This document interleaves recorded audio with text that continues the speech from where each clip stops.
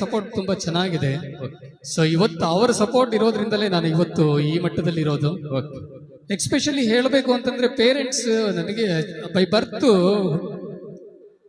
Blindness ಆಗಿರೋದಕ್ಕೆ so ಒಂದು reason ಹೇಳಬೇಕು. Especially just I will remove in my speck.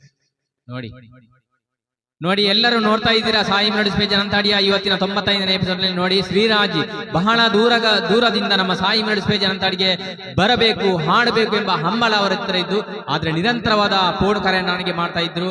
ನಾನು ನನ್ನ ಎಷ್ಟೊಂದು ಬಿಸಿ ಇದ್ರು ಕೂಡ ಅವರ ಒಂದು ಪ್ರೀತಿಯಿಂದ ಅವರು ಇಲ್ಲಿಗೆ ಬರಬೇಕು ಅಂತ ಅನಿಸಿದಾಗ ನಾನು ಅವರ ಕರೆಯನ್ನು ಸ್ವೀಕರಿಸ್ತಾ ಇದ್ದೆ. ನೋಡಿ ಇವತ್ತು ಅವರಿಗೆ ಕಣ್ಣು ಕಾಣೋದಿಲ್ಲ, ಆದ್ರೆ ಕಣ್ಣು ಕಾಣೋದಿಲ್ಲ ಅಂತ ನಮಗೆ ಹೇಳ್ಬೇಕಷ್ಟೇ. ಆದ್ರೆ ಇವರು ನಿಜವಾದ ಕುರುಡರಲ್ಲ, ನಿಜವಾದ ಕಣ್ಣಿದ್ದಂತ ಮನುಷ್ಯ ಅಂತ ಹೇಳೋಕೆ ಇಚ್ಛಿಸ್ತೇವೆ. ಯಾಕೆಂತ ಹೇಳಿದ್ರೆ ಕಣ್ಣು ಕಾಣುವಂತ ವ್ಯಕ್ತಿ ಮಾಡದಿರುವಂತ ಸಾಧನೆಯನ್ನು ಇವರು ಇವತ್ತು ಮಾಡ್ತಾ ಇದ್ದಾರೆ. ಇವರ ನಿಜ ಜೀವನದಲ್ಲಿ ಇವರು ಸರ್ ಯಾವ ಕೆಲಸವನ್ನು ಮಾಡ್ತಾ ಇದ್ದೀರಾ ಸರ್ ನೀವು? ಸರ್ ಆಕ್ಚುಲಿ ನಾನು ಹೇಳಬೇಕು ಅಂತಂದ್ರೆ ಇವಾಗ ನಾನು ಬೈ ಅಡ್ವೊಕೇಟ್ ಆಗಿ ಟ್ರೈನಿಂಗ್ ತಗೊಳ್ತಾ ಇರೋದು. ಸೊ ಮುಂಚೆ ನಾನು ನ್ಯೂಸ್ ಎಡಿಟರ್ ಆಗಿ ಕೆಲಸ ಮಾಡ್ತಿದ್ದೆ. ಸೊ ಅದಕ್ಕಿಂತ ಮುಂಚೆ ಏರ್ಟೆಲ್ ಕಸ್ಟಮರ್ ಎಕ್ಸಿಕ್ಯೂಟಿವ್ ಆಗಿ ಕೆಲಸ ಮಾಡ್ತಿದ್ದೆ. ಸೊ ಆಮೇಲೆ ನ್ಯೂಸ್ ಅಲ್ಲಿ ಬ್ಯಾಕ್ ಗ್ರೌಂಡ್ ವಾಯ್ಸ್ ಬರ್ತಾ ಇರುತ್ತಲ್ಲ, ಲೈಕ್ ನೀವು ಕೇಳ್ತಾ ಇರ್ತೀರಿ ನೋಡ್ತಾ ಇರ್ತೀರಿ ಟಿವಿಗಳಲ್ಲಿ.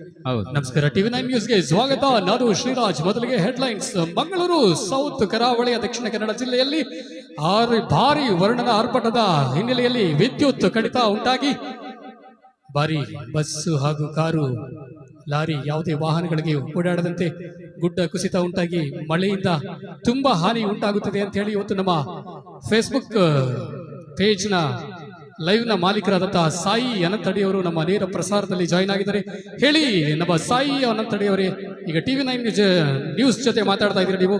ಹೇಳಿ, ಮಂಗಳೂರಿನ ಪರಿಸ್ಥಿತಿ ಯಾವ ರೀತಿ ಇದೆ? ಅಲ್ಲಿ ಮಳೆ ಬೆಳೆ ಎಲ್ಲ ಯಾವ ರೀತಿ ಒಂದು ಹಾನಿ ಉಂಟಾಗ್ತದೆ ಮಳೆಯಿಂದ? ತಾವು ಒಂದೆರಡು ನಿಮಿಷ ತಿಳಿಸಬಹುದಾ?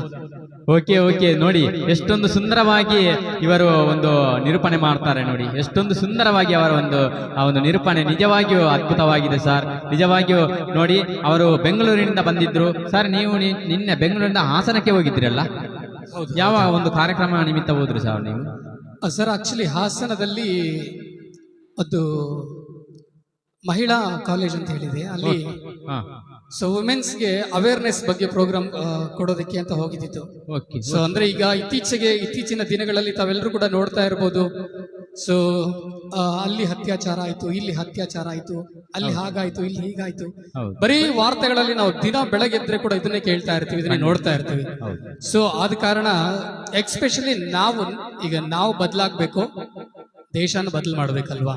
ಖಂಡಿತ. ಸೊ ಬದಲಾವಣೆ ಅನ್ನೋದು ಯಾವಾಗ ನಮ್ಮಿಂದ ಸ್ಟಾರ್ಟ್ ಆಗುತ್ತೋ, ಸೊ ಪಕ್ಕದಲ್ಲಿರೋರಿಗೂ ಕೂಡ ಬದಲಾಗಬೇಕು ಅನ್ನೋ ಒಂದು ಆಲೋಚನೆ ಬರಬೇಕು ಅಲ್ವಾ? ಖಂಡಿತ. ಸೊ ಆ ಒಂದು ಆಲೋಚನೆನ ಎಲ್ಲರಲ್ಲೂ ಮೂಡಿಸ್ಬೇಕು ಅಂತ ಹೇಳ್ಬಿಟ್ಟು ಎಲ್ಲರಲ್ಲೂ ಒಂದು ಆ ಮನೋಭಾವನೆ ಬರಬೇಕು.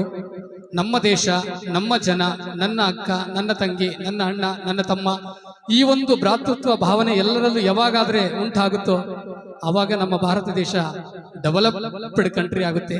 ಅಲ್ಲಿವರೆಗೂ ಡೆವಲಪಿಂಗ್ ಕಂಟ್ರಿ ಆಗಿ ಉಳಿಯುತ್ತೆ ಅಂತ ಹೇಳ್ತಾ, ಖಂಡಿತವಾಗಿ ಸರ್, ಚಪ್ಪಲೆ ಬರಲಿ. ನೀವು ಅಲ್ಲಿಯೇ ನೋಡ್ತಿರುವಂತ ನಮ್ಮೆಲ್ಲ ಪ್ರೀತಿಯ ವೀಕ್ಷಕ ಬಂಧುಗಳೇ, ಅಲ್ಲಿಯೇ ನೀವು ಒಂದು ಕಮೆಂಟಿನ ಮೂಲಕ ನಿಮ್ಮ ಚಪ್ಪಲೆ ಬರಲಿ. ನಿಜವಾಗಿ ನೋಡಿ, ಕಣ್ಣು ಕಾಣದಿದ್ರು ಕೂಡ ಅವರ ಆ ಒಂದು ಸಾಧನೆಯನ್ನು ಮೆಚ್ಚಬೇಕು. ಬಹಳ ಒಂದು ಉತ್ತಮವಾಗಿ ನಿರಂತರವಾಗಿ ನಮ್ಮ ಒಂದು ಪೇಜ್ಗೆ ಬರಬೇಕು ಎಂಬ ಒಂದು ಅಭಿಲಾಷೆ ಅವರಲ್ಲಿ ಇತ್ತು. ನಿಜವಾಗಿ ಅವರು ಬೆಂಗಳೂರಿನಿಂದ ಹಾಸನಕ್ಕೆ ಹೋಗಿ ನಿಜವಾಗಿ ನಿನ್ನೆ ಅವರ ಒಂದು ಹುಟ್ಟುಹಬ್ಬ ಇತ್ತು ಅಲ್ಲ ಸರ್? ನಿಮ್ದು ನಿನ್ನೆ ಅಲ್ವಾ?